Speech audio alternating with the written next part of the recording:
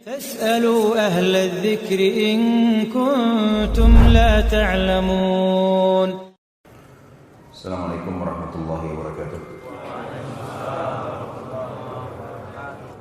Alhamdulillah, puja dan puji kita kehadirat Allah Subhanahu wa Ta'ala, Zat yang paling pantas untuk dipuji, dicintai, dihormati dan ditunduki.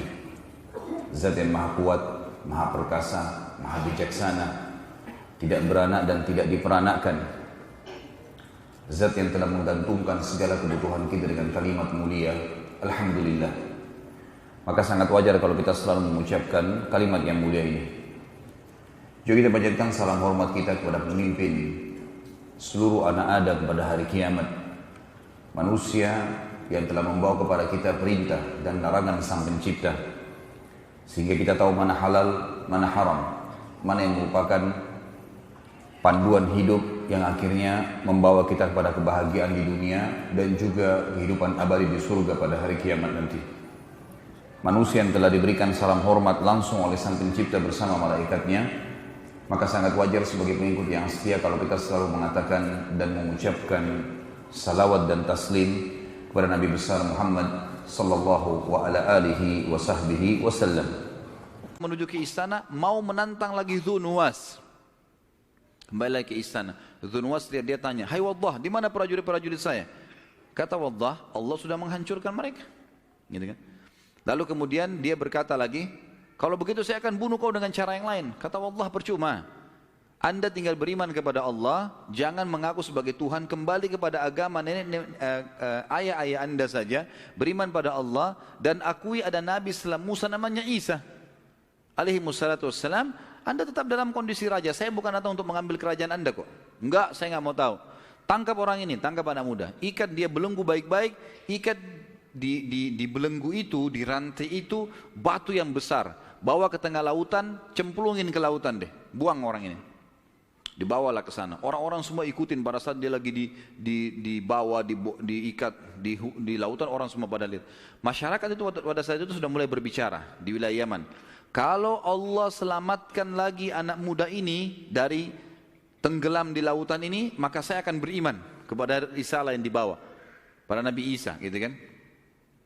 Maka pada saat itu teman-teman sekalian, pergilah ke tengah lautan. Waddah nasihatin orang-orang prajurit-prajurit ini, bertakwalah kepada Allah, kalian salah, Dzunnuwas bukan Tuhan dan seterusnya. Tetap enggak mau. Pada saat itu dia membaca doa lagi, Allah makfinihim ma syi'ta. Ya Allah, ambil alihlah orang-orang ini. Maka Allah mendatangkan ombak yang besar, kemudian dengan hikmah Allah jatuh hancur semua kapal itu, dan tiba-tiba saja rantainya Waddah lepas. Semuanya tenggelam kecuali dia, dan dia berhasil berenang sampai ke pinggir lautan. Disambutlah oleh pada masyarakat. Akhirnya mereka bilang, "Bagaimana kau bisa selamat hai Waddah? Allah yang selamatkan saya. Sebagaimana saya bilang kepada kalian, dan saya akan menuju ke Dzunnuwas sekarang untuk membuktikan pada dia kalau dia salah." Kembali lagi ke istana. Ini masyarakat ini sudah mulai banyak yang bergejolak untuk beriman kepada atau masuk agama Nasrani, gitu kan. Sampai di istana, kata Dzunnuwas, "Mana prajurit saya?" Kata Waddah, "Sudah Allah binasakan. Saya sudah bilang, percuma saja, nggak ada gunanya. Kamu harus beriman kepada Allah." Lalu kemudian pada saat dia bingung, dia tetap ngotot mau membunuh Waddah, maka Waddah mengatakan ada satu cara kalau gitu. Kalau kamu tetap saja mau membunuh saya, ada satu cara. Kamu ngambil busur panah saya ini, kemudian kamu kumpulkan seluruh masyarakat Yaman, lalu panahlah saya dengan anak panah ini, baca bilang Bismillahirrabbilgulam, dengan nama Allah Tuhannya anak muda ini, lalu lepaskan, kau akan bisa membunuhku. Kata Dzunnuwas, "Apa benar?" Dia bilang, "Iya. Karena kamu tidak yakin sama Allah. Saya akan buktikan, prajuritmu sudah sampai 2 kali mau membunuh saya dengan cara yang sudah jelas orang bisa mati, nggak bisa kan? Sekarang Allah yang bisa membunuh saya, bukan kamu. Mau bukti silakan lakukan." Maka Dzunnuwas dengan semangat mengiklankan di Yaman, sampai akhirnya satu Yaman semuanya berkumpul pada saat itu. Terkumpul masyarakat Yaman pada saat itu, yang datang nonton saja sekitar 20.000 orang. Dikatakan dalam buku-buku sejarah, nanti kita akan bacakan ayat Al-Quran bercerita masalah itu, tapi di Al-Quran tidak disebutkan jumlahnya, ya. Kemudian teman-teman sekalian, selain prajurit juga banyak, ribuan orang. Didatangkanlah anak muda ini, lalu ditaruh di tempat yang tinggi, diikat, dan sudah tersebar berita diiklankan Raja Dzunnuwas akan membunuh anak muda ini, dan caranya dia akan membaca Bismillahirrahmanirrahim dan akan membunuh, supaya setelah ini tidak boleh lagi ada orang yang mengatakan Dzunnuwas bukan Tuhan. Lalu ditariklah anak panah tersebut. Ada dua riwayat. Riwayat pertama, dilepaskan anak panah itu sambil mengatakan Bismillahirrahmanirrahim, lalu matilah anak muda itu. Ada riwayat yang lain, orang ini menarik anak panahnya, kemudian dia kecilin suaranya, Bismillahirrahmanirrahim. Orang-orang nggak dengar gitu. Maka anak panahnya nggak kena. Dia sempat marah, dia mengatakan, kau bohong hai anak Allah. Allah bilang tidak, kau yang tidak memenuhi syarat. Keraskan suaramu biar orang dengar. Maka dia mengatakan Bismillahirrahmanirrahim, ditarik lalu dilepaskan, kenalah anak muda ini, akhirnya dia mati, gitu kan? Akhirnya dia mati. Ya. Pada saat dia mati, subhanallah, 20.000 masyarakat Yaman pindah ke agama Nasrani. Pada saat itu, historinya begini ya, dia akhirnya mereka pindah ke agama Nasrani.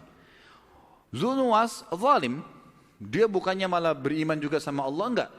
Maka dia mengatakan siapkan parit yang penuh dengan api, bunuh semua ini, kecuali mereka mau mengakui saya sebagai Tuhan lagi. Maka dikumpulkanlah orang-orang yang 20.000 yang sudah pindah ke agama Nasrani ini, lalu dilemparkan satu persatu ke dalam api itu. Dan ini yang mungkin teman-teman sudah pernah dengar kisah tentang anak muda dengan penyihir, ya. Itu tadi. Nah, ini namanya dia Waddah, gitu kan. Kemudian setelah itu ada kisah Ashabul Ukhdud. Orang-orang yang dibunuh di parit, di parit-parit yang dibuat lubang yang besar, dibawa dibakar api. Semua yang dari 20.000 itu tidak mau beriman, tidak mau kembali kepada keyakinan Dzunnuwas sebagai raja, maka akan dibunuh, dilempar ke api itu. Dan hadis Bukhari Muslim menjelaskan ada 3 bayi yang bicara di buayan, kan itu? Salah satu Isa alaihissalam, kemudian bayinya Juraij, gitu kan? Dan tentu ini ada cerita sendiri. Kemudian ada anak bayi yang digendong oleh ibunya di kisah Ashabul Ukhdud. Nah, kisahnya Dzunnuwas yang membunuh-bunuh orang yang 20.000 ini. Waktu ibunya mau loncat ke api kan kepikiran bayinya. Dan bayinya mengatakan, ya, loncatlah hai ibu karena kau dalam keadaan benar. Nah, ini termasuk bayi yang bisa bicara dalam buayan. Itu hadis menjelaskan masalah itu. Baik, maka dibunuh-bunuhinlah orang-orang ini. Dan Allah menurunkan kisah, menceritakan pada kita tentang kisah Ashabul Ukhdud. Dzunnuwas yang membunuh sekian banyak orang hanya karena mereka beriman kepada Allah. Surah Al-Buruj, surah nomor 85 ayat 1 sampai ayat 8. Surah Al-Buruj, surah nomor 85 ayat 1 sampai ayat 8 menceritakan masalah itu. A'udzubillahi minasyaitonir rajim. Was-sama'i dzatil buruj wal yaumil maw'ud wa syahidin wa mashhud. Qutila ashabul ukhdud an-nari dzatil waqud idhum 'alaiha qu'ud wa hum 'ala ma yaf'aluna bil mu'minina syuhud. Wa ma naqamu minhum illa an yu'minu billahil azizil hamid. Demi langit yang mempunyai gugusan bintang. Maksudnya demi Allah menciptakan langit itu yang punya gugusan bintang. Dan hari yang telah dijanjikan, hari kiamat. Dan yang menyaksikan dan juga yang disaksikan. Tentang apa? Binasahnya orang-orang di Ukhdud, di parit. Dan terlaknatnya orang-orang yang membuat parit. Maksudnya Dzunnuwas sama pasukannya. Yang berapi-api dinyalakan dengan kayu bakar ketika mereka duduk di sekitar api tersebut, sedang mereka menyaksikan apa yang mereka perbuat terhadap orang-orang yang telah beriman. Dan mereka tidak menyiksa orang-orang beriman itu melainkan karena orang-orang beriman itu beriman kepada Allah yang maha perkasa lagi maha terpuji. Sampai sini teman-teman sekalian kisah masuknya Nasrani ke Jazirah Arab. Ini Yahudi dan Nasrani. Baik, saya akan masuk sekarang teman-teman. Ini lanjutannya, berlanjut semua. Dan kita tutup dengan poin ini, ya, pada pertemuan kita sekarang. Dan insya Allah nanti malam kita akan lanjutkan juga. Lanjutan sirahnya masih berlanjut. Karena sebulan sekali ini kita di Balikpapan melanjutkan atau 2 kali pertemuan melanjutkan masalah sirah. Sekarang teman-teman sekalian kita akan bahas tentang lanjutan kisah tadi. 20.000 orang itu dibunuh oleh Dzunnuwas. Dan pada saat proses itu terjadi, kita akan bahas sekarang kondisi Yaman, ya, setelahnya seperti apa yang terjadi. Saya tulis ini sebenarnya kisah Ashabul Fil dan berkuasanya pemerintah negeri Persia di negeri Yaman. Dari 20.000 orang yang tadi mau dibunuh oleh Dzunnuwas itu, dan memang terbunuh semua. 19.999 mati semua, dibakar oleh Dzunwas. Karena tidak ada yang mau meninggalkan lagi agamanya. Ada satu orang namanya Daus Dzu Tha'laban. Daus Dzu Tha'laban ini selamat dari pembakaran api. Dia lari.